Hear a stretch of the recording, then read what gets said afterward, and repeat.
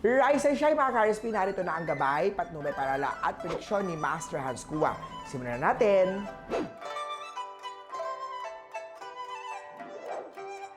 Para sa mga pinanganak ng Year of the Rat, masaya ka kung walang kagalit o kaaway. Hindi mo na kailangan may pagtalo sa mga bagay na wala namang kabuluhan. Ako at 5 ang swerte kay Year of the Rat. Don't let the opportunity naman sa mga Year of the Ox, huwag hayaan mawala ang opportunity niya. Huwag matakot na mag-try o subukan ang mga bagay na hindi mo pa nasusubukan. Alam mo makakabuti yan sa'yo. Good luck star kasi activated. Maroon at 14 ang swerte kay Year of the Ox.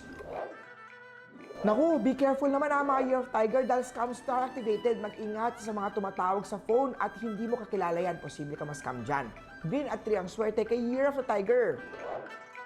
Eto naman sa Year of the Rabbit, huwag ikahiya kung ano ang meron ka ngayon. Palaging isipin, ang mundo ay bilog, hindi lagi nasa baba ka. May magandang opportunity na darating sa chart mo. Once na dumating opportunity niyan, huwag hayaang mawala yan. Brown at 16 ang swerte kay Year of the Rabbit.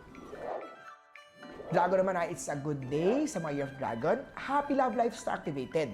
I-treat ang sweetheart sa pinakamasarap na restaurant. Banding tayo naman ngayong araw kay sweetheart. Pink at 10 ang swerte kay Year of Dragon. Eto naman sa mga Year of the Snake, Unlucky Star activated. Maging maingat kung ikaw lalabas. Mas magandang maghanap na lang na makasama kung gagala. Blue at 19 ang swerte kay Year of the Snake. Ikaw naman, mga Year of the Horsey, always makinig sa nakakatandang babae, ito ay magulang mo. Maganda ang kalusugan niya araw, inumin ng tamang oras ang maintenance na gamot. White at 8 ang swerte kay Year of the Horsey. Sa mga goat naman tayo maging masaya ang Year of the Goat sapagkat matutuwa ang karamihan dahil sa angking galing sa pagluluto. Kaya naman, Happy Family Star activated. Yellow at 12 ang swerte kay Year of the Goat. Monkey naman tayo, imbes na igalit, gawin mo na lang ang responsibilidad sa trabaho. Pagdating sa kalusugan, bawas-bawasan ang pagkain ng matatamis. Peach at 4 ang swerte kay Year of the Monkey. Rooster naman tayo, good news star ay activated sa Rooster. May maganda opportunity dahil business luck star activated. Mag-invest sa negosyo ng inkamag-anak at magtiwala.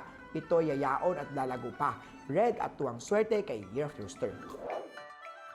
Para naman sa Year of the Doggy, may pag-ibig star sa chart. May letter A, C, J, B at L sa kanyang pangalan.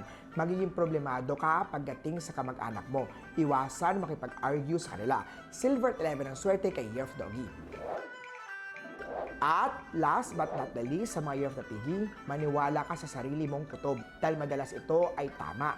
Pagdating naman sa Money Star, invest your pera sa negosyong iyong pinapangarap noon. Purple at 8 ang swerte kay Year of the Piggy. Muli po, ito po yung patnubay, palala at prediction lamang ni Master Hans. Nasa inyong mga kamay, nasa lalay ang inyong tagumpay, kaya always be positive at i-claim ang mga swerte mga ka-RSP.